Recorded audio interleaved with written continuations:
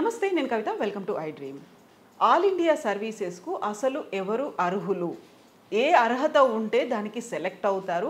వికలాంగులు దానికి అర్హులు అవుతారా కాదా? ఐఏఎస్ ఆఫీసర్ స్మితా సబర్వాల్ చేసిన వ్యాఖ్యల తర్వాత ఒక పెద్ద ఎత్తున చర్చ అయితే జరుగుతోంది.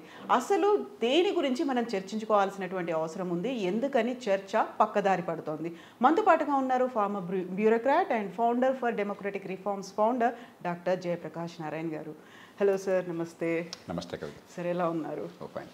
Sir, we are waiting for your reaction and reply. Sir, ఎలా ఉంటుంది ఏంటి? మొత్తం అంతా చర్చ పక్కదారి పెట్టినట్టు కనిపిస్తోంది సార్. అసలు యాక్చువల్గా ఆల్ ఇండియా సర్వీసెస్కి ఎవరు సెలెక్ట్ అవుతారు? వికలాంగులను దానికి కన్సిడర్ చేయాలా వద్దా? ఈ చర్చ అంతా పక్కదారి పట్టిపోతుంది. అసలు స్టార్ట్ అయిందేమో ఫేక్ సర్టిఫికేట్ పెట్టుకొని ఒక అమ్మాయి వచ్చింది, ట్రైనీ ఐఏఎస్గా సెలెక్ట్ అయింది అనేది. ఎలా చూస్తున్నారు సార్ మొత్తం ఈ ఎంటైర్ ఎపిసోడ్ని మీరు? ముందు ఫేక్ సర్టిఫికేట్ పొందిన వాళ్ళని ఖచ్చితంగా తొలగించాలి. దాంతోపాటు నేరారోపణ చేసి శిక్షించాలి. ఎందుకంటే సదుద్దేశంతో మన పార్లమెంటు కానీ చట్టసభలు కానీ అణగారిన వర్గాలకు ఇచ్చిన కోటాని అక్రమంగా పొందితే నష్టం ఎవరికి? నిరుపేదలకి. సమాజంలో ఏమవుతుంది? నమ్మకం పోతుంది పూర్తిగా. అంచేత అలా మోసానికి పాల్పడ్డ వాళ్ళని నా ఉద్యోగం నుంచి గ్యారంటీకి తీసేది, దానిలో అనుమానం లేనే లేదు. అంతకుమించి కఠినంగా శిక్షించాలి. ఈ ధోరణులు ఎందుకు పెరిగిపోతున్నాయంటే ఇలాంటి సంఘటనలు వచ్చినప్పుడు గతంలో ప్రభుత్వాలు సరిగ్గా స్పందించాలి.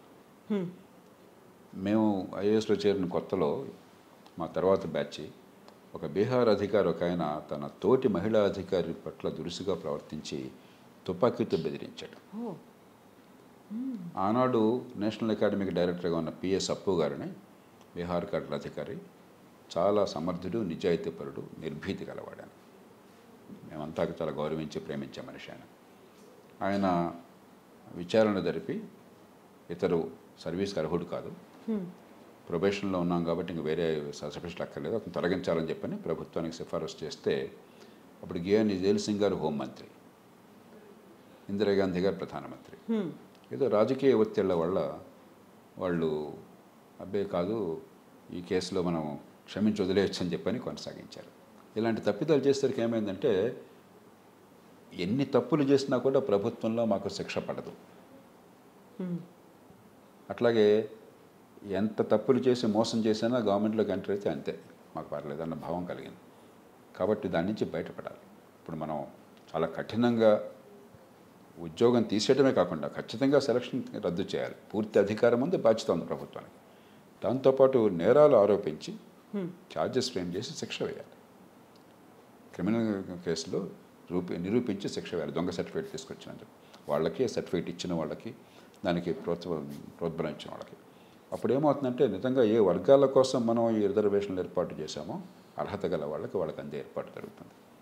అలా లేకపోతే దేశంలో యూపీఎస్సీ మీద కాస్త నమ్మకం ఉంది. ఇంకా రాష్ట్ర పబ్లిక్ సర్వీస్ కమిషన్ మీద నమ్మకం చాలా మేర తగ్గిపోయింది చాలా రాష్ట్రాలు. ఎన్నో రాష్ట్రాల్లో, నేను రాష్ట్రాల పేర్లు చెప్పను, అవినీతి సరే చాలా చోట్ల ఆరోపణలు ఉన్నాయి. అవినీతి పక్కన పెట్టిన అసమర్థత ఊహించినంత ఉన్నది పబ్లిక్ సర్వీస్ కమిషన్లో. ఒకానొక పరీక్షలో నేను స్వయంగా గమనించాను. కొందరు లెక్చరర్లు ఎంపిక చేస్తున్నప్పుడు వాళ్ళ కీ ఒకటి ఉంటుంది, క్వశ్చన్ పేపర్కి కీ ఉంటుంది. 53 తప్పులు ఆ కీలో ఉన్నాయి. దాని ప్రకారం వాళ్ళు ఎవాల్యుయేట్ చేసి సెలక్షన్ చేశారు. మార్క్స్ వేయాల్సింది దాన్ని బట్టి. అసలు ఎంత ఊహించడానికి సాధ్యంగా అందది. కాబట్టి రాష్ట్రాల్లో ఇంత ఉన్న పరిస్థితుల్లో యూపీఎస్సీ చాలా అత్యున్నత ప్రమాణాలతో సిఫారసులకి, అవినీతికి లొంగకుండా క్రమబద్ధంగా సమయపాలన పాటిస్తూ ప్రతి సంవత్సరం ఒక టంచనగా టైం టేబుల్ దాని ప్రకారం చేస్తూ మరి ఎన్ని ఒత్తిళ్ళు ఉంటే మనం ఊహించగలం. ఈ దేశంలో ఐఏఎస్లో చేరడం అంటే అది వర్గం అని చెప్పిన భావన, పిచ్చి ఆలోచన మన దేశంలో ఉంది. వాటికి ఏమి లొంగకుండా అద్భుతంగా చేస్తున్నారు. కానీ ఇలాంటి సంఘటనలు ఏమిటంటే నమ్మకం పోతుంది. ఇప్పుడు ఈ సంవత్సరం 13 లక్షల మంది పోటీ పడ్డారు నేను విన్నంత వరకు. ఇది ఈ పోటీ పరీక్షలకి జాతీయ స్థాయిలో సర్వీసులకి 800 మంది 900 మందిని సెలెక్ట్ చేస్తారు. 13 లక్షల మంది, ఒక 6-7 లక్షల మంది ఎగ్జామినేషన్కి కూర్చుంటారు. ఒక 12-13 వేల మంది మెయిన్ ఎగ్జామినేషన్కి పెడతారు ప్రిలిమినరీ అయిపోయిన తర్వాత. ఒక 3,000 మంది 2,500 మందో ఇంటర్వ్యూకి పెడతారు. ఈ తతంగం మొత్తాన్ని అద్భుతంగా సకాలంలో పూర్తి చేస్తున్నారు. కాబట్టి ఇలాంటి సంఘటనలు జరిగినప్పుడు వెంటనే స్పందించి ఊరికే ఏదో కాలయాపన చేయకుండా వాళ్ళ ఉద్యోగం నుంచి తీసేయాలి, కఠిన శిక్షలు వేయాలి, ఒక బలమైన సంకేతాన్ని ప్రభుత్వం అందించాలి సమాజానికి. ఇక అర్హత అంటే ప్రత్యేకంగా యూపీఎస్సీకి అదనపు అర్హతలు ఉండవు. ఒక గ్రాడ్యుయేషన్ చాలు, చాలామందికి తెలుసో లేదో. ఒక గ్రాడ్యుయేషన్ చాలు. వయసు అర్హత ఒకటి ఉంది, మినిమం ఎంత ఏజ్ అని, మ్యాక్సిమం ఎంత ఏజ్ అని చెప్పని. పూర్వమేమో ఐసీఎస్ ఆ కాలంలో 21 ఏళ్ళకే అయిపోయేది ఐసీఎస్ ఎంపిక. అందుకని భారతీయులు చాలా కష్టంగా ఉండేది. ఇండియా నుంచి ఆనాడు అక్కడ దాకా వెళ్ళడం, బ్రిటన్కి వెళ్ళి 21 లోపల అక్కడ పోటీ పరీక్షల్లో కూర్చుని పోటీ రావడం చాలా కష్టం ఉండేది. తర్వాత మన వాళ్ళు నేర్చుకున్నారు అక్కడికి చేయడం అని చెప్పాను. ఆనాడు ఐసీఎస్ అని చెప్పంటే ప్రపంచంలో అత్యధిక జీతం అన్న ఉద్యోగం. కాబట్టి బ్రిటన్లో మధ్యతరగతి వర్గాలకి, పేద వర్గాలకి ఇండియా పోయి ఐసీఎస్లో చేరడం అంటే చాలా గొప్ప విషయం. అది వాళ్ళ జీవితాలు మరి గొప్ప జీతాలు వస్తాయి, గొప్ప అధికారం చలాయించవచ్చు నల్ల జాతి వాళ్ళ మీద, లేకపోతే గోధుమ రంగు జాతి వాళ్ళ మీద. జాత్యహంకారం కొంత ఉంటుంది, మేము గొప్పవాళ్ళం అన్న భావన ఉంటుంది. మాంట్గోమరీ, ఫీల్డ్ మార్షల్ మాంట్గోమరీ, రెండో ప్రపంచ యుద్ధంలో బ్రిటన్ నుంచి గొప్ప పేరు పొందినటువంటి ఆయన. మాంట్గోమరీ గురించి ఏం చెప్తారంటే, ఆయన ఐసీఎస్ పరీక్ష కూర్చున్నట్ట. ఆ రోజుల్లో 2-3 సెలెక్ట్ చేసేవాళ్ళు ఒక్కొక్క బ్యాచ్లో. ఓకే, ముగ్గురిని అనుకుంటే సెలెక్ట్ చేస్తే 4వ వాడటారు దానిలో సెలెక్ట్ కాల. అప్పుడు ఆమెలో చేరి ఆయన సుప్రసిద్ధుడైనాడు, ఫీల్డ్ మాస్టర్ అయినాడు. అంత ప్రతిష్ఠ ఉండేది ఐసీఎస్కి ఆ రోజుల్లో. అలాగే మన దేశం నుంచి మనకు తెలుసు, శ్రీనాథ్ బెనర్జీ కావచ్చు, లేకపోతే మన నేతాజీ సుభాష్ చంద్రబోస్ సివిల్ సర్వీసెస్కి వెళ్ళారు. చాలామంది గొప్ప పేరు తెచ్చుకున్నారు అక్కడికి వెళ్ళి. సుభాష్ చంద్రబోస్ ముందుగానే రాజీనామా చేశారు చాలా అర్లీ దశలో.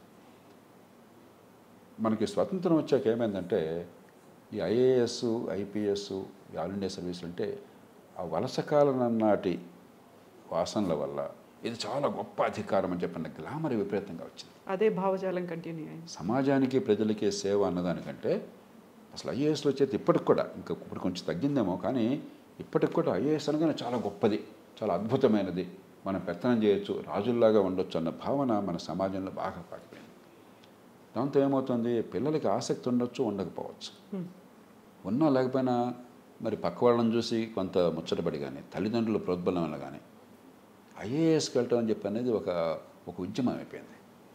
మీకు నిజంగా ప్రజాసేవ పట్ల ఆసక్తి అంటే, ప్రజాసేవ అంటే ఉమ్మడి లక్ష్యాలను సాధించడం, మీ వృత్తి, మీ సొంత జీవితమే కాకుండా సమాజంలో ఉమ్మడి హితాన్ని పెంచడం కోసం పరిపాలనని లక్ష్యంగా ఎంచుకోవటం, మార్గంగా ఎంచుకోవటం. దాని మీద మీరు ఆసక్తి ఉండొచ్చు, ఉండకపోవచ్చు. మీకు ఎంత తెలివితేటలున్నా, ఎంత చదువుకున్నా, కొంతమందికి యాప్టిట్యూడ్ లేదనుకోండి, ఆ రంగంలో ఏం చేయాలో మనకి పెద్ద లోతు లేదు, అంతగా ఆలోచించదు అనుకోండి, మీరు దాని బదులు వేరే చేసుకుంటే మీరు హైగా గౌరవప్రదంగా పథకాలు సమాజానికి మంచి చేయగలరు. కాబట్టి దాంతో నిమిత్తం లేకుండా, వ్యక్తి అభివృద్ధితో నిమిత్తం లేకుండా దీన్ని చాలా గొప్పగా చేశాం. ఐఏఎస్కి గొప్ప తెలివితేటలు అక్కర్లా, ఇంగిత జ్ఞానం కావాలా, తార్కిక దృక్పథం కావాలా, సమాజం అంటే మమకారం కావాలి, రాజ్యాంగాన్ని, ప్రజాస్వామ్యాన్ని గౌరవించే సంస్కృతి కావాలి, నిర్దిష్టమైన లక్ష్యాన్ని ప్రతిపాదించే దానికి నాయకత్వాన్ని ఇచ్చి వాటిని సాధించే నిర్భరతనం కావాలి.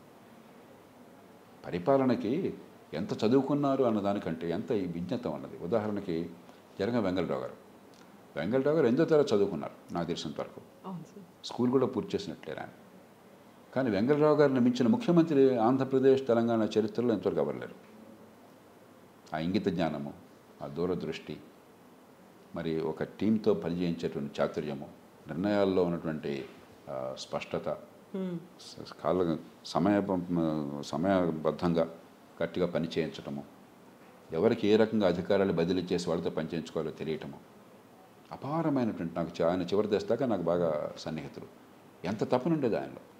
కాబట్టి ఎంత చదువుకున్నా దానికంటే సమాజంలో కొంతమందికి సహజమైన నాయకత్వ లక్షణాలు ఉంటాయి. అది రాజకీయంలో కావచ్చు, పరిపాలనలో కావచ్చు. పరిపాలన అంటే ఏమిటి, 100 మంది లేక 1000 మంది ఐఏఎస్ అనుకోండి, జిల్లా కలెక్టర్గా ఉంటే ఇప్పుడు చిన్న జిల్లాలని, పెద్ద జిల్లాలు ఉన్నప్పుడు 30,000 మంది సిబ్బంది ఉండేవాడు. కొన్ని శాఖల్లో 1,00,000 మంది, 2,00,000 మంది సిబ్బంది ఉంటారు. ఇంతమందిని ప్రేరేపించి వాళ్ళ శక్తిని ఉపయోగించి సమాజానికి మంచి ఫలితాలు సాధించాలి. అది మర్చిపోయినాం మనం. అంతా ఫైళ్ళు చూడడము, కాగితాల మీద సంతకాలు పెడితే తప్ప జనానికి ఏమవుతుంది, అవుట్కమ్ ఏమిటి, పర్యవసానం ఏంటి, ఫలితం ఏంటి అన్నది చాలా కొద్దిమంది చేయగలుగుతున్నారు. అందువల్ల మన చర్చ అంతా కూడా మీరు ఇందాక అన్నారు, ఈ చర్చ అంతా ఎవరు చేరతారు దాని మీద. నేను దాని గురించి తర్వాత ఆలోచిద్దాను, నాకు అసలు ముఖ్యం కానే కాదు. ఎవరు చేరితే మనకేం కావాలా, ఈ దేశంలో చేరే వాళ్ళకి ఏమైనా కొరత ఉందా, ఆ పదవులకి ఏమన్నా పోటీ లేకుండా ఉందా, ఐఏఎస్ ఖాళీలోనే మీరు రండి ఏమన్నా కోరుతున్నారా, 100 పోస్టులు ఉంటే 1,00,000 మంది వెళ్తున్నారు మీరు. కానీ మనం చూడాల్సింది ఒక సమాజంగా ఎవరు వచ్చారని కాదు, ప్రజలకి ఏమైంది దానివల్ల అని చెప్పాను. అక్కడ చూస్తే కవిత చాలా బాధాకరం నా దృష్టిలో. ఈ మాటలు బాధతో చెప్తున్నాను. ఐఏఎస్లో అధికారులు అద్భుతమైన వాళ్ళు ఇప్పటికీ ఉన్నారు. సమర్థులను, నిజాయితీపరులు ఉన్నారు, మంచి ఫలితాలు తెచ్చేవాళ్ళు ఉన్నారు. ఒక ఉదాహరణ చెప్తాను. నేను టీవీలో చూస్తున్నప్పుడు సోమనాథన్, మన ఆర్థిక కార్యదర్శి, ఎంత అద్భుతంగా, ఎంత లోతుగా, ఎంత విశదీకరించి విషయాల్ని, కీలకమైన ఆర్థిక అంశాల విషయంలో ఎందుకని ఏ నిర్ణయం ఎలా తీసుకోవాల్సి వచ్చింది, దానివల్ల ఆధారాలు ఏమిటి, దాని లక్ష్యం ఏమిటి, తర్కం ఏంటని చెప్పి ఎంత చక్కగా చెప్పారు. అంటే ఒక సమర్థమైన అధికారి ఎట్లా ఉంటాడో అని చూపెట్టాడు ఉదాహరణకి. అలాంటి వాళ్ళు ఉన్నారు. కానీ అలాంటి వాళ్ళు సంఖ్య చాలా తక్కువ. 3 లక్షణాలు మీరు తీసుకున్నట్టయితే పరిపాలనలో కనీసం ఈ 3 లక్షణాలు కావాలి. సామర్థ్యం, ఒక లక్ష్యం ఇస్తే ఆ లక్ష్యాన్ని సాధించే నేర్పరితనం, సామర్థ్యం లేకపోతే ఐఏఎస్ ఎందుకు తగలబెట్టినా. 2, నిజాయితీ. ప్రజాజీవనంలో నిజాయితీ లేకపోతే, సొంత లాభం కోసం అధికారం దుర్వినియోగం చేస్తే, అవినీతికి పాల్పడితే ఇక అంతకంటే నేరం ఏమవుతుంది. 3, చిత్తశుద్ధి. మొదటి 2 అవసరం, అవి ఉన్నా చాలు. ఈ ప్రజలంటే మమకారం కావాలి, వీళ్ళ జీవితాలు బాగుపడాలి. మనం చేసే పని వల్ల, ప్రభుత్వ విధానాల వల్ల, ప్రజలు ఇచ్చిన డబ్బుల వల్ల ప్రజల జీవితాలు ఈ నిర్దిష్టమైన రీతిలో ప్రభుత్వ లక్ష్యాలకు అనుగుణంగా, విధానాలకు అనుగుణంగా బాగుపడాలి. దానికోసం తపన. ఈ 3 లేకపోతే వాళ్ళ వల్ల ఫలితాలు పెద్దగా రావు. ఊరికే వాళ్ళ దర్పం కనిపిస్తుంది, వాళ్ళ అధికారం కనిపిస్తుంది. ఈ 3 రీత్యా మనం లెక్కేస్తే దురదృష్టవశాత్తు చాలా కొద్ది మందే 3కి మనకు పనికొచ్చేవాళ్ళు తయారవుతున్నారు. ఐఏఎస్లో చేరేటప్పుడేమో నిజంగా చాలా అద్భుతమైనటువంటి వాళ్ళు వస్తున్నారు. పూర్వం కంటే ఇంకా గొప్ప వాళ్ళు వస్తున్నారు. ఎందుకంటే పూర్వం ఇంతగా టెక్నాలజికల్ సోఫిస్టికేషన్ ఉండేది కాదు దేశంలో. సాంకేతిక నైపుణ్యం కానీ, లేకపోతే మరి వివిధ రంగాల్లో ప్రతిభా పాఠవాలు కానీ అద్భుతంగా ఉంది. ఎందుకంటే ఇప్పుడు విద్య అధ్వాన్నంగా ఉన్నా కూడా దేశంలో అత్యున్నత స్థాయిలో మన ఐఐటీలు కానీ, లేకపోతే మెడికల్ కాలేజెస్ కొన్ని కానీ, మరికొన్ని కానీ బాగా ప్రపంచ స్థాయిలో ప్రమాణాలు ఉన్న వాళ్ళు మాత్రం అక్కడ చేరగలుగుతున్నారు. వాళ్ళే చాలామంది సెలెక్ట్ అవుతున్నారు. మీరు ఐఏఎస్లో ఎంపిక చూసినట్టయితే నాకు తెలిసిన వరకు 170-80 మంది ఐఐటి వాళ్ళు, లేకపోతే ఎన్ఐటి వాళ్ళు, ఐఐఎం వాళ్ళు, డాక్టర్లు, వీళ్ళు కూడా మంచి కాలేజీల నుంచి బాగా జీవితంలో ఏ రంగంలోనో కూడా బాగా రాణించగలిగే శక్తి ఉన్నవాళ్ళు, అలాంటి వాళ్ళు వస్తున్నారు. కాబట్టి ఎంపికలో ఎక్కడ సమస్య లేదు. ఎంపిక తర్వాత ఏం జరుగుతుందని చూస్తే చాలా కొద్ది సంవత్సరాల్లో చాలా ఎక్కువగా రాజీ పడుతున్నారు, అలసత్వానికి గురవుతున్నారు, అధికార దుర్వినియోగం చేస్తున్నారు, లాలూచి పడుతున్నారు, పదవులు ఉన్న వాళ్ళతో రాజుల మించిన రాజభక్తి చూపెడుతున్నారు. సమాజానికి ప్రయోజనం కావాల్సినంత జరగడం లేదు. కాబట్టి మనం ఎవరు సెలెక్ట్ అవుతారు అన్న దానికంటే ఆ ప్రతిభ ఉన్న వాళ్ళు ఎవరు సెలెక్ట్ అయినా కూడా పర్వాలేదు. ఇంతమందిలో ఈ 100 మంది మరొక 100 మంది అనేది పెద్ద ముఖ్యం కాదు. కాకపోతే మనకు గ్లామర్ ఉంది కాబట్టి దానికోసం బోర్డు కోచింగ్ ఇన్స్టిట్యూట్స్, దానికోసం హడావిడి హంగామా. నా దగ్గరికి వస్తే నేను చెప్తుంటాను, ఎవరు సెలెక్ట్ అయితే నాకేం కావాలా, నువ్వైతే ఏం కావాలా, ఆమె అయితే ఏం కావాలా, ఇద్దరు ఒకటే కదా నాకు, ఈ దేశ పౌరుడిగా దీనికేం పోటీ లేకుండా లేదు కదా. నాకు కావాల్సింది మీరు ఎందుకు ఏం చేస్తారు మీరు అని చెప్పాను. మీ వల్ల ఈ దేశానికి ఏం ప్రయోజనం వస్తుంది తప్ప ఎవరు సెలెక్ట్ అయ్యారో నాకు ముఖ్యం కానే కాదు. మనం అలా అనుకోవట్లా. ఎమ్మెల్యే ఎవరయ్యాడు ముఖ్యం తప్ప ఏం జరుగుతుందో ముఖ్యం కాదు, ఎంపీ ఎవరయ్యాడు ముఖ్యం తప్ప ఏం జరుగుతుందో ముఖ్యం కాదు, మంత్రి ఎవరాడే ముఖ్యం తప్ప ఏం జరుగుతుందో ముఖ్యం కాదు, అలాగే అధికారి ఎవరయ్యాడు తప్ప ఏం జరుగుతుందో ముఖ్యం కాదు. మనం ఎవరయ్యాడు అన్న దానికంటే ఏం జరుగుతుందనే దాని మీద దృష్టి పెట్టాలి. వీళ్ళని ఒక లక్ష్యం కోసం వీళ్ళని పెట్టుకున్నాం. ఇంత పెద్ద అధికారాన్ని చిన్న వయసులో 24-25 ఏళ్ల వయసులో లక్షల మంది మీద అధికారాన్ని ఇస్తున్నాం చట్టబద్ధంగా. కోట్ల 10 కోట్లు 100 కోట్ల రూపాయల వనరులు వాళ్ళ చేతుల్లో పెడుతున్నాం. వాళ్ళ నుంచి సమాజానికి సత్ఫలితాలు లేకపోతే ఎవరు వస్తే మాత్రం ఉపయోగం ఏంటి. కాబట్టి నేను కోరేది ఈ వీటిల్లోకి వెళ్లకుండా, అనవసరమైన వాటిలోకి వెళ్లకుండా, ఈ ప్రభుత్వంలో చేరడం కోసం ఎంత తపన పడుతున్నారే అన్ని స్థాయిల్లో, గుమస్తా దగ్గర నుంచి ఉన్నతాధికారి దాకా, చేరిన తర్వాత ఏ మేరకు ప్రజలకు నిజమైన ఫలితాలు వస్తున్నాయి, రాకపోతే ఎందుకు రావటం లేదు, అవి వచ్చేట్టుగా చేయడం ఎట్లాగా మనం. ఎందుకంటే ఈ సమాజం పోషిస్తుంది. ఉన్నతాధికారులకి పెద్దగా జీతాలు లేవు. ఐసీఎస్లో బ్రహ్మాండంగా జీతాలు ఉండే ప్రపంచ స్థాయిలో, తర్వాత తగ్గించారు, ఈ మధ్య మళ్ళీ పెంచారు. కానీ ఆ స్థాయి ప్రతిభకి వాళ్ళ జీతాలు పెద్ద ఎక్కువ కాదు. మార్కెట్లో వాళ్ళకి 3-4 రెట్లు వస్తాయి. కానీ ఆ ఉద్యోగాలు తీసే మిగతా ఉద్యోగాలు చూడండి, మార్కెట్ కంటే 3 రెట్లు ఎక్కువ జీతం ఇస్తున్నాం ప్రభుత్వంలో. ఒకే పనికి మార్కెట్లో 20,000 జీతం వస్తే ప్రభుత్వంలో 60,000 వస్తుంది సగటున. జీవితకాలం మనం భద్రత ఇస్తున్నాం.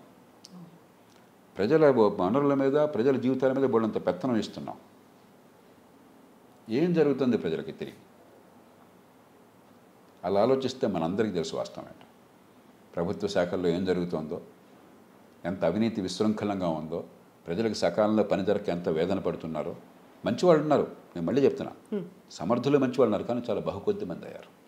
వాళ్ళది ఒంటరి పోరాటం అవుతున్నది.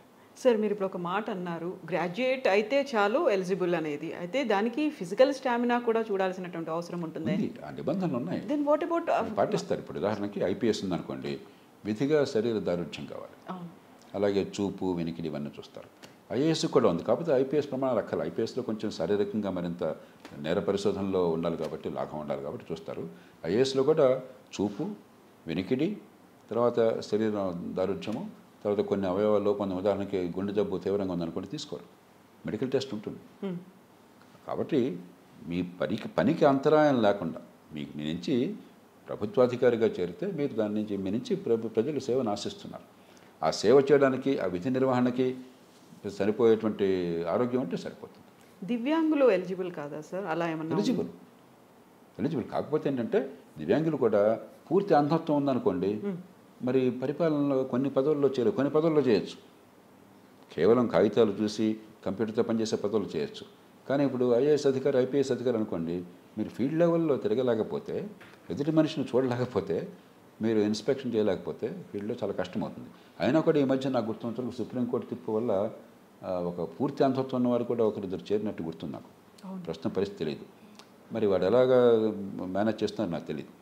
కాబట్టి మనకు ఒకటే రూల్, మీరు పనికి అంతరాయం లేకుండా అంటే మిమ్మల్ని పెట్టుకున్నది ప్రజలకి సరైన సేవలు అందించడం కోసం. ఆ పనికి అంతరాయం లేకపోతే ఎవరైనా అర్హులు. ఈ రోజుల్లో గొప్ప కంప్యూటర్ ఇంజనీర్లుగా పూర్తి అంధత్వం ఉన్నవాళ్ళు ఉన్నారు. అంచేత పూర్వకాలం కాదు కదా.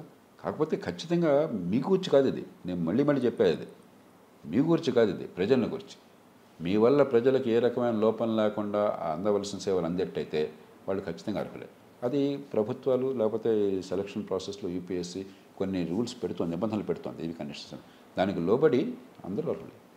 సో ఇప్పుడు మనం ఉన్నటువంటి సొసైటీలో ఇంక్లూజివ్నెస్ అనేది మనం ఆలోచించినట్టయితే, ట్రాన్స్జెండర్స్ కావచ్చు, మరొక వైపు దివ్యాంగులు, ఒక రకమైనటువంటి డిస్క్రిమినేషను, వివక్ష అనేది కనిపిస్తుంది అనుకున్నప్పుడు, ఇప్పుడు ఆల్ ఇండియా సర్వీసెస్కి వాళ్ళు అర్హులా కాదా అనుకున్నప్పుడు సైకలాజికల్గా వాళ్ళు ఇంకా మేము డౌన్ అయిపోతున్నాము, సుప్రీంకోర్టు రూల్ ఉన్నప్పటికీ ఇలాంటి చర్చ అనేది రావడం అసలు జరగాల్సినటువంటి చర్చ. అందుకనే ఇప్పుడు చర్చకి కొన్ని నిబంధనలు పెట్టారు, నిబంధనల ప్రకారం ఎవరైనా అర్హులే. అందుకని మనం చూడవలసింది వీళ్ళ వల్ల సమాజానికి ఏం జరుగుతుందని తప్ప, కొంతమంది అర్హులు కొంతమంది అనర్హులు అని చెప్పి మనం అవసరంగా దాని మీద వేరే చూపెట్టాల్సిన అవసరం లేదు. ఆ చర్చ నిరర్థకమైనది. ఆ చర్చ ఎక్కడి నుంచి వస్తుందంటే, ఇదేదో ప్రివిలేజ్ లాగా. ప్రివిలేజ్ ఏ మేరకు? ప్రజలకి సేవ చేసే అవకాశం దొరకటం ప్రివిలేజ్ తప్ప పెత్తనం చేసే ప్రివిలేజ్ కాదు. రెండుకి తేడా ఉంది. ఆ హోదా అనేది ప్రివిలేజ్ కాదు. హోదా ప్రివిలేజ్ కాదు. ప్రభుత్వాధికారి హోదాలో ఉన్నాను అనుకున్నట్టయితే అతడు ప్రజలకి మేలు చేయలేడు. నేను ఖచ్చితంగా చెప్తున్నాను. చాలామంది మాట్లాడే భాష ఉన్నతాధికారులు అక్కర్లా, మధ్యస్థాయి అధికారులు కూడా మీరు ఎప్పుడైనా జాగ్రత్తగా గమనించండి. ఇప్పుడు కొంచెం తగ్గి ఉంటుంది ఈ మధ్యకాలంలో, ప్రజాస్వామ్యం ఎంతో కొంత వెళ్ళి అనుకుంటుంది కాబట్టి. ఎవరితో మాట్లాడుతున్నావో తెలుసా అంటాడు. ఊత పదం అది. దాదాపు ప్రభుత్వంలో ఉద్యోగుల అధికారులకి ప్రజలతో మాట్లాడుతున్నప్పుడు ఏమైనా సందర్భం వస్తే, ఎవరితో మాట్లాడుతున్నావో తెలుసా, ఏమి దేవుడు అనుకున్నా అంటే ఈ ప్రజలు అన్న గౌరవం లేదు. ప్రజాస్వామ్య స్పృహ మనకి ఇంకా రాలా. ఒకసారి నేను నా సంస్థకి, ఒక ప్రజల సంస్థది, సహకార సంస్థ, ఎన్నికల తరపున ముఖ్యమంత్రి గారి దగ్గరికి వెళ్ళాను. ఆయన నాతో, జయప్రకాష్ ఇదే మాట్లాడుతున్నారు మీరు, అధికారులంతా ఎన్నికలు వద్దు, మా అధికారం పెట్టమంటే, నేను అధికారులంతా మీ చేతుల్లో పెట్టాను కదా, మీకు ఎన్నికలు ఎందుకు, ఎన్నికైన కూడా మీరు ఎత్తుకొచ్చుకుంటున్నాడు కదా అన్నాను. ఏమండి, నేను మీ ఆర్డర్లు ఎందుకు ఫాలో అవుతున్నాను, మీ ఆదేశాలు ఎందుకు నేను పాటిస్తున్నాను అన్నాను. ఎందుకు అన్నారు. మీకు గొప్ప తెలివితేటలు ఉన్నాయని కాదు, మీకు గొప్ప ముందు చూపు ఉందని కాదు, ఉండొచ్చు ఉండకపోవచ్చు, మీకు ప్రజల మద్దతు ఉన్నది. ఆ ప్రజల మద్దతు వల్ల వచ్చినటువంటి లెజిటిమసీ ఉన్నది. నాకు లేదు అది. నేను ఎంత గొప్పవాడిని నేను మనసులో అనుకుంటున్నా కూడా అది నా అహంకారం తప్ప ఇంకోటి లేదు. ప్రజాస్వామ్యంలో ప్రజలు ఎవరిని కోరతారో ప్రతినిధిగా వాళ్ళదే అధికారం, అదే ప్రజాస్వామ్యం అంటే. కాబట్టి నేను మీ ఆదేశాలు సరిసవహించాలి. కరెక్టే అన్నారు. మరి ఎందుకని ఈ సంస్థకి అవకాశం ఇవ్వట్లేదు మీరు అన్నాను. నేను, అరే బట్టతలక మోకాలను ఇంకేసేవా అని చెప్పి ఎన్నికలు పెట్టాడు ఆయన. ఎన్నికలు పెట్టాడు. నేను ఎన్నికైనటువంటి పాలనా యంత్రాంగం కావాలని నేను కోరుకుని యాజమాన్యం తెచ్చుకున్నాను. ఇప్పుడు అలాగని చెప్పి వాళ్ళు చెప్పిన మొత్తం ప్రతిగా రాజుల నుంచి రాజపచ్చు పెట్టేసి గంగిరెద్దులా తలక ఊపేసి తప్పు చెప్తే చేయమని కాదు. ప్రజల ప్రతినిధులతో కలిసి పనిచేయడం నేర్చుకోవాలి, ప్రజలకు నచ్చబట్టి నేర్చుకోవాలి. ధర్మాన్ని తప్పకుండా, ప్రజా సంక్షేమానికి దెబ్బ కొట్టకుండా ప్రజాస్వామ్యాన్ని గౌరవించాలి. ఈ మూడు అవసరం. ధర్మాన్ని తప్పకూడదు, ప్రజా సంక్షేమాన్ని దెబ్బ కొట్టకూడదు, ప్రజాస్వామ్యాన్ని అగౌరవపరచకూడదు. ఈ మూర్తిని కలపాలి. అది తేలిక కాదు. ఆ చాతుర్యం ఉంటేనే, ఆ సంకల్పం ఉంటేనే, ఆ తపన ఉంటేనే దీనికి అర్హులు తప్ప ఏదో పరీక్షాశానం కూర్చుంటే అట్లాగా. నేను ఎప్పుడు చెప్తుంటాను, ఏదో ఆ రోజు అదృష్టం కొద్దీ నువ్వు కొంచెం మూడ్లో ఉన్నావు, ఎగ్జామ్ ఆ రోజు మంచి మూడ్లో ఉన్నాడు, భార్యతో పోట్లాడలేదు ఆయన, రాత్రి బాగా నిద్రపోయాడు, హుషారుగా ఉన్నాడు, మార్కులు వేసాడు, ఒక మార్కుతో సెలెక్ట్ అయినావు, గొప్ప అనుకుంటే ఎట్లాగా? ఒక పరీక్ష నీకు ఉన్నటువంటి నిదర్శనం అన్నట్టయితే గొప్ప అనుకుంటే ఎట్లాగా? వెంకటరావు గారు ఏ పరీక్షలు పాస్ కాలేదు. అంచేత చాలా నమ్రత కావాలి, ఆత్మగౌరవంతో కూడిన నమ్రత కావాలి, హుందాతనంతో కూడిన నమ్రత కావాలి, ప్రజల పట్ల నిజమైనటువంటి అనురక్తి కావాలి. అది లేకుండా నేను దీనిలో ఉన్నాను, కొంతమంది అధికారుల భాష చాలా బాధ అనిపిస్తుంది. నేను దీనిలో ఉన్నాను, నువ్వు రాగలవా, ఈ ఐఏఎస్లో రాగలవా, ఏమిటది? అది గొప్పలాగా సవాళ్ళు కూడా విసురుకుంటున్నారు కదా, రిజైన్ చేసి వచ్చేసేయండి మనం రాస్తాం. అలాగే ఐఏఎస్ ఐపీఎస్ మధ్య తగాదాలు, నేను ఎక్కువ నువ్వు ఎక్కువ. అరే ఏదో పరీక్షలో ఒక మార్క్ కట్టి ఒక మార్క్ కట్టి వస్తే అది ఈ సర్వీస్ ఆ సర్వీస్ అంతే. ఐపీఎస్లో అద్భుతమైన వాళ్ళని చూశాను నేను, ఐఏఎస్లో పనికిమాలిన వాళ్ళని చూశాను. లేకపోతే డైరెక్ట్ టు ప్రమోటీలు అంతా పనికిరారని చెప్పి అంటున్నవాళ్ళు. నాకు మొట్టమొదటి నేను నేర్చుకున్నది అది. అంతకంటే మూర్ఖపు ఆలోచన లేదు. నా దగ్గర డిప్యూటీ తహసీల్దార్ గారిని పనిచేసేవాడు, నేను సబ్ కలెక్టర్గా ఉండగా. డిప్యూటీ తహసీల్దార్ చాలా కింది స్థాయి కింద లెక్క, ఎంత అద్భుతమైన పని చేసేవాడు. రాత్రి మొగళ్ళు ప్రజల సేవలను నిమగ్నం అయ్యేవాడు. నా దగ్గర గుమస్తాలు పనిచేశారు, అద్భుతమైన పరిజ్ఞానం ఉండేది వాళ్ళ దగ్గర. డిప్యూటీ కలెక్టర్లు మన రాష్ట్రంలో మిగతా పదవులు ఎట్లా ఉన్నా కూడా రాష్ట్ర పబ్లిక్ సర్వీస్ కమిషన్ ఎంపిక చేసేవాళ్ళు. డిప్యూటీ కలెక్టర్లను చూసిన చాలామంది ఐఏఎస్ అధికారుల కంటే సమర్థులు. ఎందుకంటే కనీసం వాళ్ళకి మళ్ళీ ఐఏఎస్లో చేరాలని చెప్పని తపనతో బాగా పనిచేసిన పట్టుదల ఉండేది. వీళ్ళకేమో ఐఏఎస్లో వచ్చిన వాళ్ళకి మేము ఐఏఎస్లో చేరాం కదా, రాజులు అయిపోయినాం, ఇంకా పని చేయక్కర్లేదు, నేర్చుకోక్కర్లేదని ఉండేది. కాబట్టి మనం కులాన్ని బట్టి మనిషిని అలా అంచనా వేయకూడదు, సర్వీస్ని బట్టి కానీ, లేకపోతే డైరెక్ట్ టు ప్రమోటియా, IAS IPS, insider outsider, ఇవన్నీ కూడా చాలా మూర్ఖపు ఆలోచనలు. వ్యక్తిని వ్యక్తిగా అంచనా వేయాలి, అంచనా వేసి సమర్థుల్ని ప్రోత్సహించాలి, ప్రజాసేవ తత్పరత ఉంటే గౌరవించాలి, మరి నిజాయితీ ఉంటే నమస్కరించాలి. మన చేట్ల మావాడ పరాయవాడ, ఈ పార్టీ అయితే వీడు అనుకూలం, ఆ పార్టీ అయితే వాడు అనుకూలం, రాజును మించిన రాజభక్తి.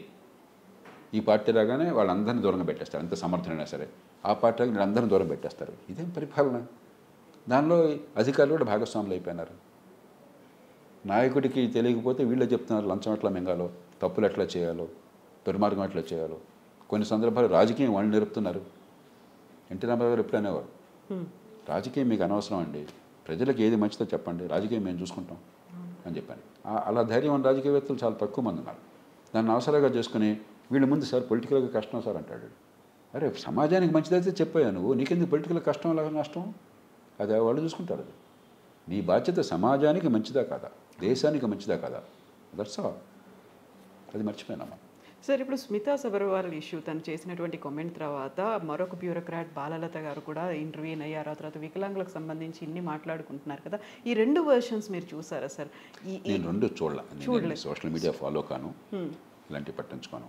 కానీ నేను ఇందాక చెప్పినట్టుగా కొన్ని నిబంధనలు ఆ పదవిని బట్టి మనం పెట్టాం. పోలీస్ యంత్రాంగంలో ఖచ్చితంగా ఒక స్థాయి ఫిజికల్ ఫిట్నెస్ కావాలి.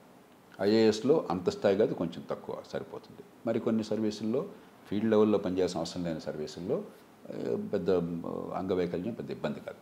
కాబట్టి దానికి లోబడి మీ వల్ల ప్రజలకి ఏం జరుగుతుంది, ప్రజలకి అందే సేవలో ఏమన్నా లోపం ఉంటుందా అన్న ఒక్క ప్రశ్న ముఖ్యం. దానికి లోబడి ఎవరికైనా అర్హత ఉంటుంది. సో ఇప్పుడు ఈ వీళ్ళిద్దరి మధ్య మొదలైన చర్చ కంటిన్యూ అవుతోంది. కొంతమంది అఫెండ్ అవుతున్నారు, కొంతమంది డిఫెండ్ చేస్తున్నారు. మరి ఇప్పుడు ఇంతసేపు చర్చించే ప్రయత్నం ఏంటంటే, ఎవరు వచ్చారన్న దాని మీద కాకుండా ఏం చేస్తారన్న మీద దృష్టి పెట్టండి. Exactly sir. ఇది ఒక పదవిగా ఇప్పుడు మనకి ప్రభుత్వంలో పాలిటిక్స్లో అంతే. వాడు గెలుస్తాడు, ఎవడు గెలిస్తాడు, నాకేం కావాలయ్యా? వాడి వల్ల సమాజానికి ఏం జరుగుతుంది? నా పన్నుల డబ్బులతో నేను ఇచ్చిన అధికారంతో ఈ రాజ్యాంగం ఇచ్చిన బాధ్యతతో చట్టాలు చేస్తున్నావు, నా కోసం చేస్తున్నావా, నా కోసం అమలు చేస్తున్నావా లేదా, అది ముఖ్యం తప్ప ఎవడు కూర్చుంటే ఏం కావాలి అక్కడ? ఒక విజ్ఞత గల సమాజంలో పదవి ముళ్ళ కిరీటం, ఒక మూర్ఖపు సమాజంలో పదవి చాలా గొప్పది. ప్రపంచంలో ఏ తత్వవేత్తనా కూడా రాజు కావాలి, రాజరికం గొప్పది అనుకున్నాడా? తత్వవేత్తలు రాజులయ్యారు కొన్ని సందర్భాల్లో, కానీ తత్వవేత్త అయినాడు కూడా దాన్ని గొప్పగా భావించలేదు. ఒక అబ్రహాం లింకన్ దాన్ని గొప్పగా అయినాడు భావించలేదు. ఒక మహాత్మా గాంధీ రాష్ట్రపతి కావాలి, ప్రధానమంత్రి కావాలని కోరుకోవాలి. ఆయన కోరుకుంటే ఆయన కాకుండా చేసే శక్తి భారతదేశంలో ఎవరికైనా ఉందా? కాబట్టి పదవిని చుట్టూ ఆలోచించేది మూర్ఖుల ఆలోచన. పదవిని ఒక మార్గంగా భావించి సమాజ హితం కోసం పనిచేసేది విజ్ఞుల ఆలోచన. నేను కోరేది సమాజాన్ని కూడా, సరే వాళ్ళు ఆ పదవుల కోసం పాకులాడేవాళ్ళు, అక్కడ కూర్చునే వాళ్ళు పదవుల గురించి మాట్లాడతారు. మనం పౌరులం, మనకి ఎవడుంటే మనకేం కావాలా? నీ వల్ల నాకేం జరిగింది? ఆ ప్రశ్న మనం వేసుకోకపోతే మంచి పౌరులు ఎట్లా అవుతాము? పన్ను డబ్బు కట్టేది మనం కదా, నిన్న పన్నులు వేస్తే మనం భరించాం కదా, పన్ను నెలలా కడుతున్నాం కదా. ఇప్పుడు జూలై మాసం వచ్చిన అందరూ మీరు ఇన్కమ్ ట్యాక్స్ రిటర్న్ ఫైల్ చేయాలి కదా. గుండె పగులుతోంది కదా, నేను వేలు ట్యాక్స్లు కడుతున్నానని చెప్పని, దీనివల్ల ఫలితం రావట్లేదని చెప్పని మీరు చూడాల్సింది అది. ఈ పన్నుల డబ్బుతో నాకు ఏమొస్తుంది? ఒక సమాజంగా చేయాల్సిన పని ఏం చేస్తున్నారు? వాళ్ళు సమర్థంగా మనకు సేవలు అందిస్తున్నారు. ఎంతకంటే తక్కువ ఖరీదుతో ఎంతకంటే మంచి సేవలు అందించే అవకాశం ఉందా? ఎందుకు చేయట్లేదు? ఆ చర్చ పెట్టుకోవాలి. కానీ ఎవడైతే నీకేం కావాలా నాకేం కావాలా? అయితే దివ్యాంగుల చర్చతో పాటుగా వస్తోంది రిజర్వేషన్లకి సంబంధించి కూడా వస్తుంది సార్. రిజర్వేషన్లు అవసరమా అనే దాంతో పాటుగా ఆల్రెడీ రిజర్వేషన్లతో ఆల్ ఇండియా సర్వీసెస్ వచ్చిన వాళ్ళ పిల్లలకి కూడా మళ్ళీ అదే రిజర్వేషన్లు వర్తింపచేయాలి. ఇంత డిస్కషన్ అనేది వస్తుంది. ఈ రెండుని సెపరేట్ చేద్దాం. నేను ఖచ్చితంగా చెప్తున్నాను, భారతీయ సమాజంలో ఇవాళన్న పరిస్థితుల్లో ఈ సమాజంలో సమైక్యతని కాపాడాలంటే ప్రభుత్వ వైఫల్యం వల్ల, ఈ మాట చాలా జాగ్రత్తగా చెప్తాను, ప్రభుత్వ వైఫల్యం వల్ల విద్య అందక లక్షల కోట్లు ఖర్చు పెడుతున్నా కూడా నిరుపేదలకు ఈ దేశంలో మంచి ప్రమాణాల విద్య అందట్లా. పిల్లల తప్పు కాదు, ప్రభుత్వాల తప్పు. అలమటిస్తున్న కాలంలో కొంతకాలం పాటు రాయితీలు కొనసాగాలి. అంబేద్కర్ ఏమనుకున్నారంటే, ఈ ప్రభుత్వాలు కొంచెం ఒళ్ళు వంచి మనసు పెట్టి ఏం చేయాలో అది చేస్తాయి కాబట్టి ఎక్కువ కాలం అక్కర్లేదని 10 ఏళ్ళు అన్నారు. ఆయన 10-15 అనుకున్నారు, 10 ఏళ్ళని పెట్టారు. మనం అసలు ఏం చేయాలో ప్రభుత్వం చేయట్లేదు ఇప్పటికి కూడా. మంచి ప్రమాణాల విద్య ఈ దేశంలో పేదల పిల్లలకి దాదాపు అందట్లేదు. 180 మందికి ఈ విద్య వల్ల సర్టిఫికేట్లు అందుతున్నాయి తప్ప ప్రపంచానికి పనికొచ్చే నైపుణ్యం రావట్లేదు. వాళ్ళు ఏ పాపం చేయకుండానే, వాళ్ళు ఏ తప్పు లేకుండానే. కాబట్టి వాళ్ళ మీద భారం పెట్టడం తప్పు. అందుకే రిజర్వేషన్ లేకపోతే సమాజం నిలవదు. ఇప్పుడు పరిష్కారం మంచి ప్రమాణాల విద్య అందించడం, స్కూల్ స్థాయిలో ముఖ్యంగా. ఆ పునాదులు గట్టిగా ఉంటే రిజర్వేషన్స్ తర్వాత మాట్లాడుకోవచ్చు. రెండోది, నేను పేర్లు చెప్పను, బహుశా చెప్తాను కూడా, మేము చూద్దాము. అద్భుతమైన అధికారులను నేను చూసిన వాళ్ళు, ఎగ్జిక్యూటివ్ కాంపిటెన్స్ దళిత అధికారులను చూశాను. నిజంగా నేను బాగా నేర్చుకున్నది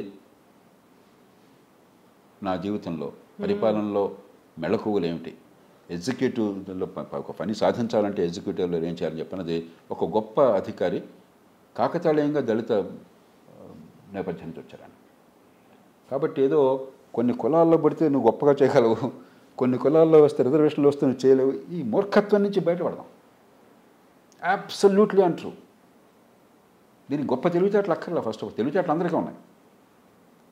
కాబట్టి మీరు మనిషిని ఈ కోణాలను చూడగానే మీరు చాలా దెబ్బతింటున్నారు. ఇక మూడోది లార్జర్ ఇష్యూ, సివిల్ సర్వీస్ సంబంధం లేదు. ఒక కుటుంబం ఈ రిజర్వేషన్తో మంచి ఫలితం పొందాక, ఆర్థికంగా ఎదిగాక, పదవులు వచ్చాక, వాళ్ళ పిల్లలకి మంచి చదువు అవకాశం వచ్చాక, ఆ కులంలో నిజంగా పేదలకు అవకాశం ఇవ్వాలని వీళ్ళకి ఇవ్వాలనేది వేరే విషయం. అది రేషనలైజ్ చేయాలా. బీసీలకు ఎప్పటికే పెట్టారు, ఏది మనకి క్రీమీ లేయర్ అన్న పేరుతో. ఇప్పుడు మహారాష్ట్ర అధికారిని కూడా నేను చూసిన వార్తల ప్రకారం ఆవిడ దొంగ సర్టిఫికేట్ కొలంది ఉందని చెప్తున్నారు. అంతకు మించి ఈ క్రీమీ లేయర్ దొంగ సర్టిఫికేట్ అని చెప్తున్నారు. అందుకే చర్చ వచ్చింది అది. కాబట్టి ఖచ్చితంగా దాని గురించి ఆలోచన చేయాలి. కొన్ని వర్గాలకు ఇచ్చారు, కొన్ని వర్గాలకు లేదు. కానీ ప్రిన్సిపల్, నేను నా పిల్లల్ని కాపాడుకోగలిగితే, వాళ్ళకి మంచి ప్రమాణాల విద్య అందించగలిగితే, నాకు మంచి హోదా ఉంటే, నాకు మంచి చదువు ఉంటే, నా పిల్లలకి అవసరం ఉండదు. చట్టం ఏం చేస్తున్నదో రాజకీయ ప్రక్రియను బట్టి ఉంటుంది. అది దీనికి సంబంధం లేదు, సివిల్ సర్వీసే కాదని చెప్పి. అంచేత మనం విషయాలను కలగాపులగం చేయకుండా మనం చూడవలసింది, మామూలుగా జీవితంలో మీరు ఎదగడం కోసం ఏం చేయాలంటే మీ తంటాలు మీరు పడతారు. సమాజం చూసుకుంటుంది, మార్కెట్ చూసుకుంటుంది. మీరు మంచి డాక్టర్ కాదు, నేను నా ఇష్టం అయితే బలవంతంగా మీ దగ్గరికి వెళ్ళాల్సిన అవసరం లేదు. మీరు మంచి లాయరో కాదో, లేకపోతే మంచి కాంట్రాక్టరో కాదో, లేకపోతే మంచి మరొక సేవ అందించే వాళ్ళు కాదో, మన ఇష్టం. ఎవరు నచ్చితే వాళ్ళ దగ్గరికి పోతాం, కులం బట్టి వెళ్ళాం. గవర్నమెంట్ అట్లా కాదు కదా, మీది గుత్తాధిపత్యం. మీరు తప్ప ఇంకో నాకు వేరే గతి లేదు. మీరు సమర్థులు కాకపోతే, మీరు నిజాయితీలు లేకపోతే, మీలో సంకల్పం లేకపోతే నష్టం జరిగేది నాకు, మీరు బతికేది నా డబ్బులతో, ఇచ్చింది నా అధికారం. కాబట్టి ఈ రెంటిని వేరే చేయాలి మనం. ప్రభుత్వం వేరు, బయట వేరు, మార్కెట్లో వేరు. అంచేత ఇక్కడ మనం చూడవలసింది ఏ ప్రమాణాలతో పనిచేస్తున్నారని తప్ప ఈ కులం గెలం అంతా జాంతానే. నేను నేను ఎన్నో చెప్పాను కదా, మేము ఐఏఎస్లో ఉన్నప్పుడు కొంతమందికి ఒక ఆలోచన ఉంటుంది, ఐఏఎస్ వాళ్ళు చాలా గొప్పవాళ్ళు, ఐపీఎస్ వాళ్ళు కొంచెం కరకుగా ఉంటారు. వాస్తవం కాదు, నేను చూశాను. సున్నితత్వం ఎంత ఉందన్నది ఐపీఎస్లో చూశాను, ఐఏఎస్లోనే ఉంది. కరకతనం ఎక్కడ ఉంది, అక్కడ ఉంది, మనుషులను బట్టి. అలాగే డైరెక్ట్ రిక్రూట్స్ అంతా గొప్పవాళ్ళు, ప్రమోటర్స్ అంతా పనికిరాని వాళ్ళు, అంతకంటే మూర్ఖత్వం లేదు. ఇవన్నీ మనం తెచ్చిపెట్టుకుని ప్రెజుడిసెస్, వాటిని మనం గట్టిగా నమ్మి, ఇప్పుడు మనం ఇప్పుడు ఒక కులం ఉందనుకోండి, ఆ కులం వాడితో సంపర్కం అంటే ఇంకో కులం సంగతి అసలు మీకు మనసు తట్టదు. అలాగే మీ సర్వీస్తోనే మీరు ఉంటారు, మీరు ఒకరు కూడా చెప్పుకుంటారు వాడిని గురించి, వాడు మిమ్మల్ని గురించి చెప్పుకుంటాడు, ద్వేషం పెరుగుతూ ఉంటుంది, జనం చచ్చిపోతారు మధ్యలో. నా ఎస్పీకి నేను ఎవరు ఎస్పీగా ఉన్నా కూడా అన్నదమ్ముల్లాగా ఉండేవాడు. ఆ మాటకు వస్తే జిల్లా పరిషత్ చైర్మన్ కానీ, మినిస్టర్ కానీ, ఇంకోవాళ్ళు కానీ కొన్ని సందర్భాల్లో కొన్ని విషయాల్లో తీవ్ర భేదాభిప్రాయాలు ఉండే. నేను ఎన్నో సందర్భాల్లో ముఖ్యమంత్రులతో పోరాడాను. కానీ ఒక విషయం మీద, ఒక అంశం మీద పోరాడడం వేరు, వ్యక్తిగత సంబంధాలు వేరు. తోటి అధికారులతో కొన్ని సందర్భాలు అభిప్రాయ భేదాలు ఉన్నా, కొన్ని సందర్భాల్లో మీ బాధ్యత కాబట్టి వాళ్ళని వారించి పనిచేయించాల్సి వస్తుంది. కానీ వ్యక్తిగతంగా ప్రేమ, ఆప్యాయత, సమానంగా చూడడం, హుందాగా చూడడం, అంతే తప్ప నువ్వు తక్కువ నేను ఎక్కువ ఏంటిది? ఎవరు తక్కువ ఎవరు ఎక్కువ పదవపోతే ఎవరు లెక్కలేదు. ఎమ్మెల్యేగిరి కాగానే ఇలా కూర్చుంటే ఎవరు పట్టించుకోరు. ఉన్నంతకాలం ఇంత అహంకారం ఎందుకు, ఇంత పొంగ ఎందుకు? అలాగే ఐఏఎస్లో ఉన్నంతకాలం ఏదో నడుస్తుంది. చాలామందికి మీరు ఎవరో తెలియదు, మమ్మల్ని పట్టించుకోరు. ఐఏఎస్ అని చెప్పుకోవాలి మీరు, నేను ఫలానా అని చెప్పుకోవాల్సి వచ్చినట్టునే మీరు ఫెయిల్ అయిపోయినారు. సమాజంలో మీకు గుర్తింపు, గౌరవం లేదు. కాబట్టి ఈ ప్రెజుడిస్ నుంచి బయటపడాలి. నేను పూర్తిగా దాన్ని తిరస్కరిస్తున్నాను. ఏమవుతుందంటే ఈ కులమనో మరొకటి అని చెప్పను, వీడు వస్తే ఈ కులాన్ని పట్టుకుని, ఆ కులం వస్తే వాడి కులాన్ని పట్టుకుని సమర్థులందరినీ దూరం చేసుకుని సమాజానికి అన్యాయం చేస్తున్నాం, నష్టం కలిగిస్తున్నాం. నేను ఊరికే చెప్పట్లే మాట, చాలా గుండెలోతుల్లో చెప్తాను. ఈ చెత్త వివాదాల్లో వెళ్లకుండా మనం సమాజంలో మన ప్రజలకి మంచి సేవలు అందించడానికి ఎక్కడ అవరోధాలు వస్తున్నాయి, ఎందుకు జరగట్లేదు? కొంతమంది గొప్పగా చేయగలుగుతున్నారు, అందరూ చేయలేకపోతున్నారు. చేయకపోతే ఏం చేయాలి? జవాబుదారితనం తీసుకోవాలి. సర్వీసుల్లో కూడా సమర్థంగా పనిచేసే ఏర్పాట్లు కావాలి, నైపుణ్యాన్ని పెంచుకోవాలి. చాలామందికి పొట్టకొస్తే అక్షర ముక్కరాదు వాళ్ళు చేసే పనిలో. నేర్చుకున్నదంతా ఏదో కాలేజీలో నేర్చుకున్నారు తప్పితే ఆ ఉద్యోగానికి వెళ్ళే ముందు కనీసం నేర్చుకుందామని ఇంగితం జ్ఞానం కూడా ఉండదు. ఫైళ్ళు వస్తే చూస్తామని అహంకారం. పరిపాలన ఏంటో తెలియదు, ఆ రంగంలో ప్రపంచంలో ఏం జరుగుతుందో తెలియదు. మన దేశంలో పరిపాలన ఇవ్వాలి, గొప్ప దేశంగా వెళ్ళాలని చెప్పంటే you must be the best in the field. మీకు ఆ పరిజ్ఞానం లేకుండా, అవగాహన లేకుండా, ప్రపంచం ఏం జరుగుతుందో అధ్యయనం లేకుండా మీరేం చేస్తారు? పరిపాలన ఫైళ్ళలో సంతకాలు పెడితే పరిపాలన అవుతుందా? విజ్ఞత లేకుండా, ముందు చూపు లేకుండా. అలాంటి విషయాల్లో అందరూ రాజకీయంలో ఉన్నాడు గొప్పవాడు. ఎందుకంటే వాళ్ళకి ప్రజల ముందు ప్రజలతో మమేకమయ్యి రోజువారీగా ప్రజల మాటలు గోడి విని, కొంతమంది అయితే ప్రపంచాన్ని కూడా చూసి అద్భుతంగా తెచ్చుకున్నారు. మనం అహంకారం మన వాళ్ళకి, రాజకీయంలో అంటే తక్కువ అని చెప్పని. అందుకని ఈ విభేదాలను పక్కన పెట్టాలి. మనందరికీ ఒక పాత్ర ఉన్నది, ఎవరి పాత్ర వాళ్ళకు ఉన్నది. మనం సమగ్రంగా కలిసి పనిచేసి ఫలితాలు ఎలా సాధించాలి. ఈ దేశంలో ఫలితాలు సాధించాలి అనుకున్న ఫలితాలు. ప్రపంచంలో మీరు ఇన్ఫ్రాస్ట్రక్చర్ రంగంలో ఎక్కడైనా చూడండి, 50 పెద్ద దేశాలను తీసుకుంటే ప్రతి రంగంలో భారతదేశం బాటమ్ 5లో ఉంది. విద్య, ఆరోగ్యం, రోడ్లు, జీవన ప్రమాణం, ఇంకా ఏ లెక్కనేవండి, మంచినీళ్ళు, మురుగునీటి పారుదల, పారిశుధ్యం, ఏదైనా చూడండి. ప్రపంచంలో 50 పెద్ద దేశాల్లో బాటమ్ 5లో మనం ఉన్నాం. ఎందుకు ఉండాలి? మనందరం ఇంత గొప్పవాళ్ళం అయితే, ఇంత గొప్పగా పనిచేస్తే దేశం ఎట్లా ఎందుకుంటుంది? నేను కోపంతో చెప్పట్లేదు, మనకి దేశాన్ని అవమానపరచాలి. మన దేశం పట్ల నాకున్నంత గౌరవం చాలా కొద్ది మందికి ఉంటుంది, భవిష్యత్తు పట్ల నాకున్నంత నమ్మకం చాలా కొద్ది మందికి ఉంటుంది. కానీ there is a challenge, there is unfinished task. దాని మీద దృష్టి పెడితే ఈ అహంకారం అంతా, ఈ పొరలన్నీ తొలగిపోతాయి. Yes, sir. Thank you so much, sir. Thank you.